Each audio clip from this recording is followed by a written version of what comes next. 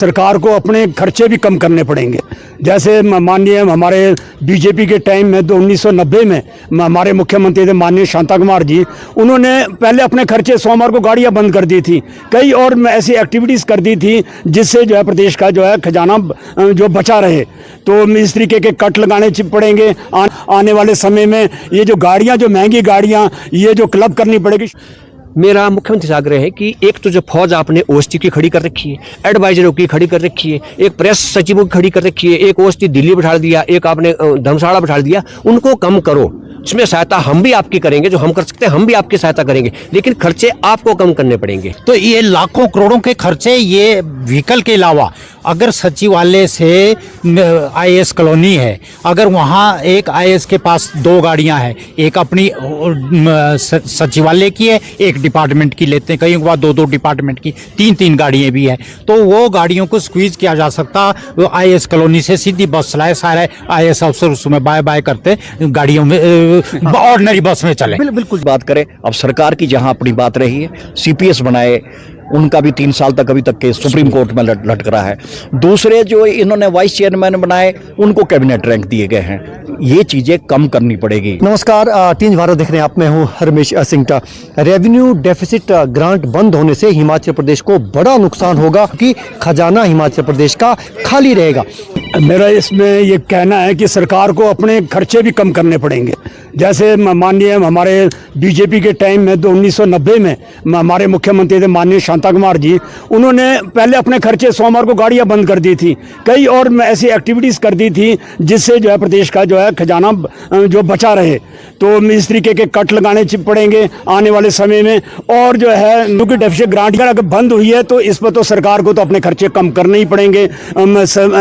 जो है fruitful expenditure उनको बंद करना पड़ेगा आने वाले समय में। ये जो गाड़ियां, जो महंगी गाड़ियां, ये जो क्लब करनी पड़ेगी शांता कुमार के टाइम में, 1990 के टाइम में, लेकिन उनका उसको भुगतना पड़ा था। उनके पास 60 सीटें थी, बाद में 8 आ गई, वो भुगतना पड़ा। लेकिन उन्होंने एक ड्रास्टिक स्टेप लिए थे कि वो अपने जो एक्सपेंडिचर, अनफ्रूटफुल एक्सपेंडिचर को बंद करना पड़ेगा हफ्ते में। बिल्कुल, खर्चे कम करने की दिशा में क्या कदम उठाना चाहिए?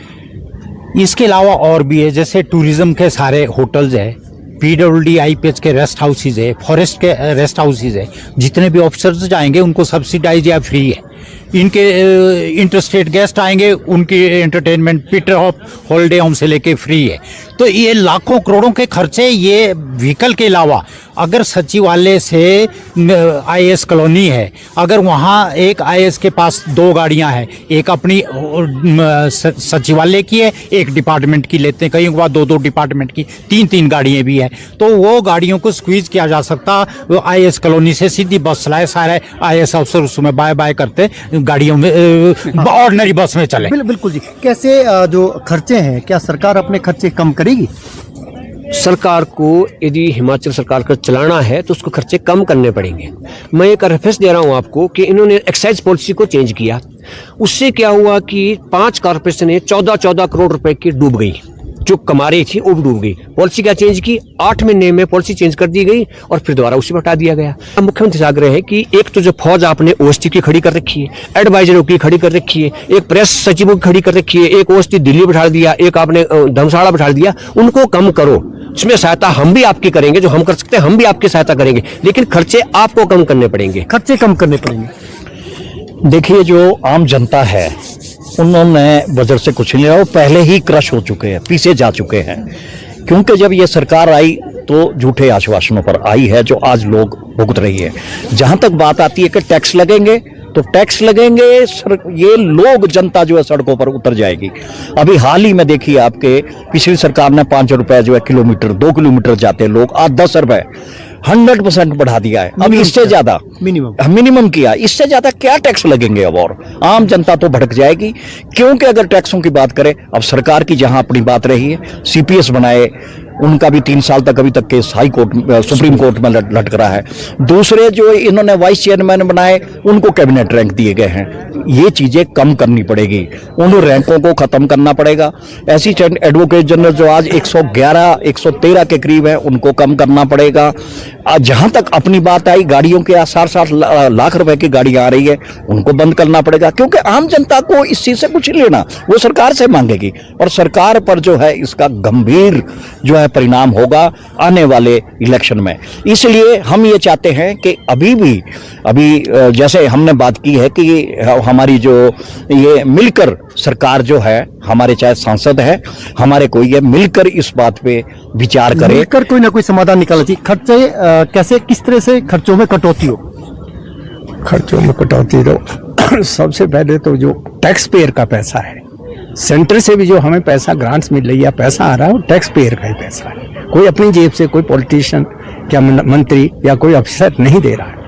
अगर उस टैक्स पेयर के पैसे को प्रॉपर यूटिलाइजेशन करके और जहां नीड बेस पर दिया जाएगा तो ये सब स्टेट की सुधार हो सकता है, इकोनॉमिक अपग्रेड हो सकती है, लोगों को फायदे हो सकते हैं। पर कौन करेगा इसके लिए, जब हमने चुन करके लोग वहां भेजे हैं उनको तो इस चीज़ का पता भी नहीं है कि हमने क्या बोलना और क्या करना और कैसे कराना है।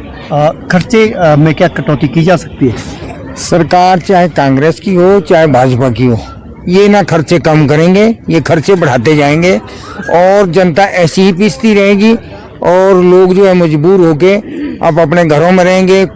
बहुत मुश्किल समय आ रहा है।